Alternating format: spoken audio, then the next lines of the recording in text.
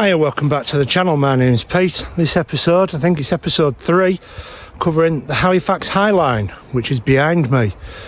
You see, sleepers. 2 of them. I'll show you those shortly. The last episode we went to the collapsed bridge, which is at the other side of there. I can't walk on there because that's private land, but I've got access to this wood lane bridge. Huge structure. I'll go underneath it and show you that as well. In the meantime, hope you enjoy this episode. We'll carry on the Halifax High Line. Now there's one of the sleepers that I was just talking about. Yeah, it's completely rotten, but I do suspect these have been here since the line's shut. Look at the condition of them. Absolutely rotten through, like sleepers do. And we've got woodwork at that side there and that side. Now that side there has got railings across the top. I suspect that parapet wall has collapsed down because this is what it should look like. I'll give you a view off the top of this bridge. There we go. And that is the way we're heading through there. There is a little gate hole on that bit there, which we will go through. And we'll pick the line up just through there. So I've come down underneath Wood Lane Bridge now. I'll turn the camera around, we'll go under the arch, we'll have a look. And there's old stone gateways here. We'll have a look at those too.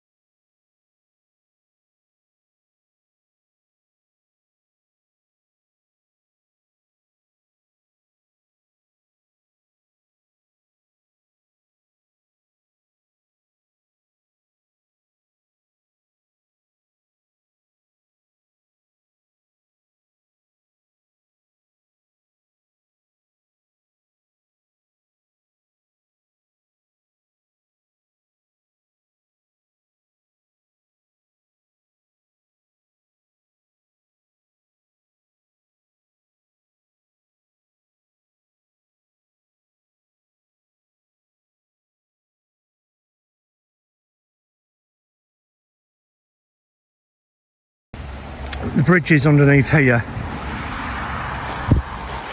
Now down there are 2 gate posts and this track. I'm going to keep my eye on that because that looks like it might have been railway property at one time. I don't know how far we're going to get down here, but we will try and we'll see what happens. But just before we go, got some old concrete fence posts here. And they are literally dotted all the way down there as well. And we're going to go that way. That is where we've just come from, Wood Lane Bridge. It is surprisingly clear, as you can see. But the track has been built on here, which looks like, well, it is. It's an O2 mobile phone mast. And we've got our O2 symbol there. Our track goes on. It looks like it now goes into a cut-in. This is what I thought our little access roadway was. Down there you can see the fence posts here. There must have been a farmer's crossing here of some description. We've got big old railway posts there. Hole in the gate there. So likely a farmer's crossing. I'm on an embankment and now I'm going into a dip, into a cut-in. So I think our next set of sidings are Webster's Maltings. Watch out for Webber. Remember that Yorkshire bitter? This is where it was brewed, Halifax. We've got tracks here, so people are using this, but I also know that this viaduct has been renovated, so I don't know how close we can get to it, if at all. But as you can see, we've got a nice beautiful cutting here. There's a building facade that you can see there. That is where some sidings went off into the maltings. Either side of us in the cutting, a little bit further down, you can see it's just rock face that they've had to blast out. As you can see, it's quite wide here. This would have been going on for 3 tracks now, so one would go off to the brewery, and then it would also curve round to the right to get onto the viaduct. If you go onto Google Earth, you can follow me, and if you go by side maps, you'll be able to see the old railway lines going off into the maltings. As you can see, this is fairly freshly chewed up.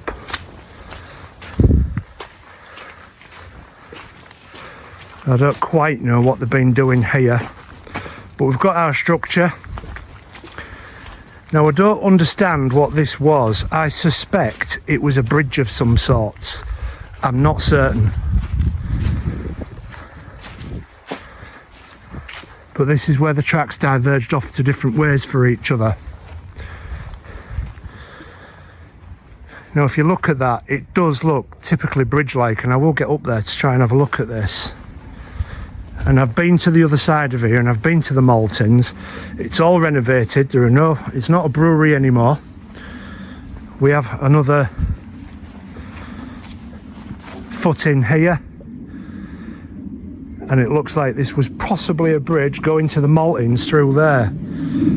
So the track went straight on here, a couple of sidings off, there was a buffer here, but through there you can see that big glass panel.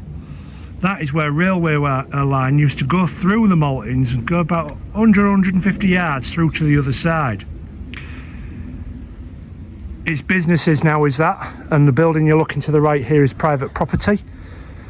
I've been on there and I've been in that building, and there is absolutely nothing remaining to indicate there was ever a railway there, other than knowing a bit of history and a giant hole through the building. Now, our viaduct is over that way, so I'm going to go on top of here. I'm going to see if we can access it that way. So I've just found this on the bridge, or the remains of the bridge. BRB, what does that mean? Help me, people. Brewery Railway Bridge, maybe. Halifax High Line 05. I'm not certain why it got knocked down. Maybe it was unsafe, but there is a pile of rubble here. You've got the copings off the top there, structural bricks here, another big coping there. You can tell by its chamfer at the edge there.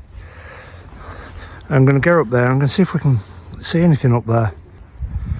Here I am on top of the bridge. Definitely was an old bridge, as we've found. And there's a wall either side going up to it. And our railway line goes through there, so we'll try and access that. Here I am at the other side of the demolished bridge. Sadly, I don't know why it got demolished. If anybody knows, let me know. Whether it was something to do with this housing site behind me, I don't know. But as you can see, it's a big old cut-in, it's wide. And we had that centre stanchion for the bridge. Now, 2 lines would have come off where I'm stood, and another line would have gone off at the other side of that parapet wall, not parapet wall, supporting wall, and off into Webster's maltings. I'll put a picture of that up for you. Now, Webster's maltings had 3 lines, a loop, and a line went into and through the building, through that little porthole that you can see, to about 150 metres to the other side.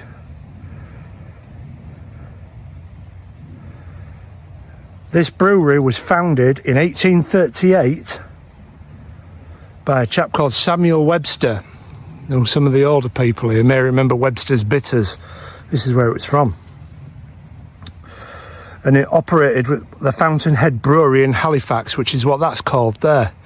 Magnificent building. I can't really see anything of it through here, but I have put some pictures up for you to have a look at it. Now, it was a light mild, a New Yorkshire bitter, and this place closed down in 1996. Now I can remember Webster's bitters in the green can. With it closing in 1996, I suppose it may have something to do with the trendy alcohol pops and all that thing of the 90s, when rave culture in the early 90s was on its rise, and younger people such as myself at the time were not drinking bitters.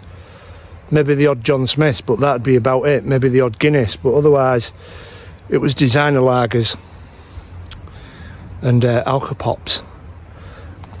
Now where we're going is down there. That is towards Wheatley Viaduct. It looks to be some kind of path through there. I don't know if you can see that path there, just under that tree. Through here. Let's get there. We've not come far from our bridge through there, which was a cut-in at the other side, and now we're on a huge embankment. I say huge, easy 40 feet, steadily climbing 50 feet, and I know it goes a lot steeper than that. I found a wooden fence post here, fairly rotten, fairly old. Could that be railway? Could it be to do with Webster's? It's only a guess. We'll continue on. Looks like there could be a clearer footpath further up. A little bit further along, and I am literally right on the edge of the embankment, as you can see. And it gets even narrower up there. I'll try my luck. I'll see what happens. But all what's indicating to me is that that house is built on the track bed, and all these gardens here and another couple of houses are all built on track bed. Now I've just come through that lot from the Maltings. And do you remember that little road that I talked about? It's down there. You can probably see a tree trunk here and a wall there, and a long abandoned bridge under here, and then it would go through round to there and then out onto I think it's called Old Boy Road or Boy Road. Meantime, I'm trying to get closer to this viaduct. So I found the viaduct.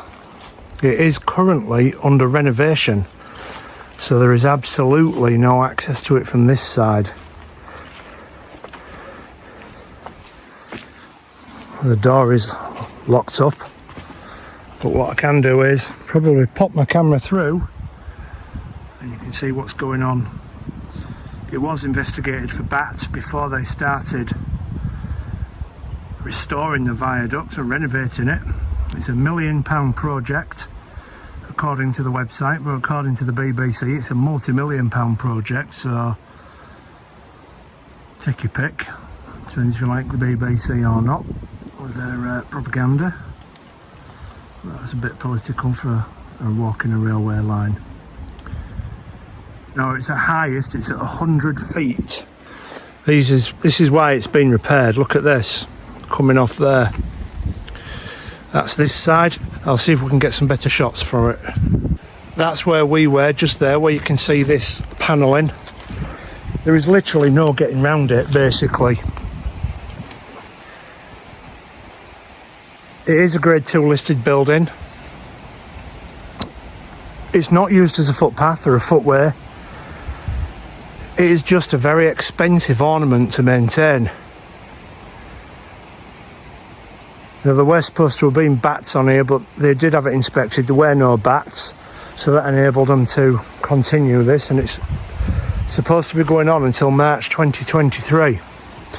I have approached the construction company to see if I can gain access to this and they can tell me a little bit about what's going on, but I've not heard anything back, and that was about 3 weeks ago as I was filming this in mid-November. If I do hear anything back, I will come back and we will film it if that opportunity arises. We'll just continue on a little bit further. Now, passengers did close on this line in 1917 with the odd excursion up until the 30s, I believe. We will try and get down there to get some shots from it above, but So surveys have been carried out on this, and the plan was to cut back the vegetation. As you can see, most of that's already been done. Looking through that doorway, what we did, there's going to be repairing brickwork and masonry and fractures between the arches and soffits, and the keystones on there as well. They're actually called voiseurs, I believe. Voiseurs. But the top one is called the keystone, but all the other ones are also having some of those repaired. The project is said to cost £1 million. They're going to be installing a waterproof system as well, the full length of the viaduct deck, to carry out drainage and help protect the structure. Now that's £1 million to fix that. You can barely see it because of all the trees around here. It's £1 million ornament. Pedestrians can't use it. As you can see how difficult it was for me to get through that to just where I am now. And then at the other side it goes into a tunnel. Wheatley tunnel, which we'll be covering as well.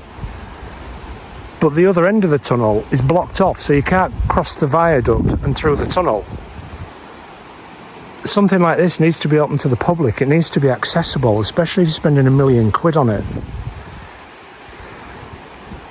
Okay, let's see if we can get down underneath. Now, I'm not on any trespassed areas. It is open to the public where I am now. This is the viaduct. I believe it's 100 feet at its highest point.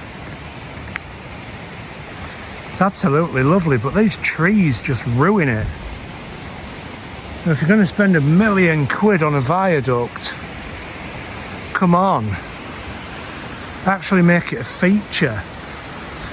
As you can see there, look, they've got support rigging up there and support rigging up there, probably to start putting platforms up so that people can work from them, start changing these stones. It's blue brick underneath the arch, and it is beautiful. And down there is where the river goes underneath it. We'll have a quick look at this side. Now it is diverted off from this one to this one here, and there's a weir there, and I know there was a mill up there. It no longer exists. It's all been demolished and new builds put up there. But that old bridge down there and the weir and the diversion of this to here would have been for water supply for that mill. Let's go back to the viaduct. Absolutely beautiful. I'm not going to go on top of it. I'm not going to attempt to go on top of it, because if the people do get in touch with me, I'll be quite privileged. You can see there's some bricks missing there. We're going to be replacing that. When I did come down and ask them about gaining access to this and talking to me about it, they did seem really positive. And I did see some plans for it as well, which showed what they were repairing, the areas that needed doing. Now there used to be, I think, a road up there somewhere, but now I've got to try and get up the other side of this somehow and get to that tunnel entrance.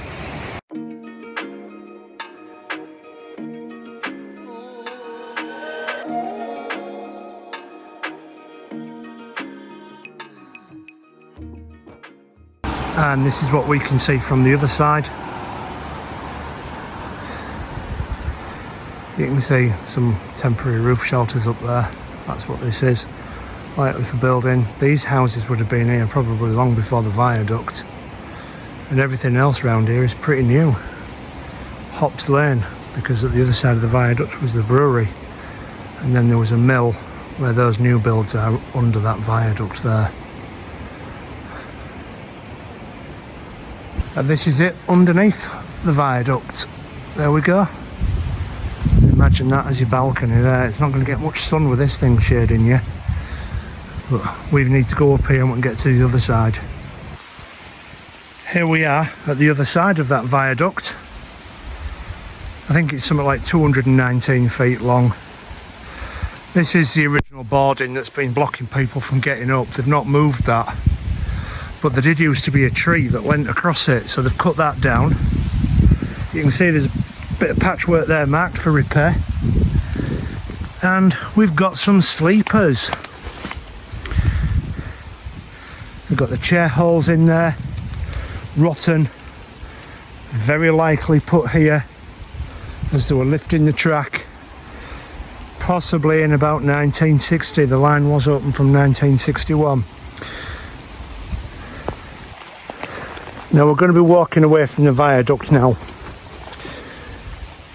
and we're straight onto an embankment, one that disappears quite rapidly. You can see the viaduct there behind me. It's quite overgrown, you can see trees, and when you walk these old railway lines, these trees were never here while the line was in use, obviously. Maybe not obvious to some, but that includes the embankments. And there must have been quite a sight. Steam trains hurtling along them. The noise, the clanking, the screeching of the rails and the wheels on them. But the embankments themselves, incredible, impressive feats of engineering. And as I've just mentioned, there were never trees on them. They were incredibly well maintained. And they must have been black. Jet black. Because of all the clinker, coal and coke getting pulled out of the fireboxes, dumping underneath the trains and spilling out under the track. And I found some of that. There we go. Evidence of your steam trains from the Halifax High Line. Now it's done nothing but rain in England for the past few weeks. I suppose you foreigners might be saying, what's new about that? It is winter after all, what is new about that? But we have had an exceptionally wet summer as well. And this here is the track bed. Unmaintained, nowhere for the water to go. So it makes its own routes and own rivers. And now we're straight into a cut-in, probably 100 metres, 150 metres from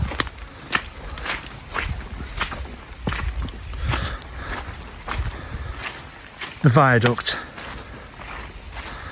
And this, what we've got coming up now, is a tunnel. It's an 819 yard tunnel, so it's a fair size. I have seen recently that it's open, but I don't know if it still is.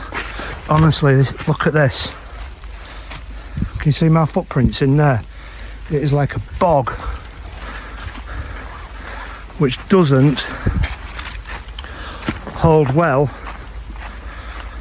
for the inside of that tunnel, if we can even get in.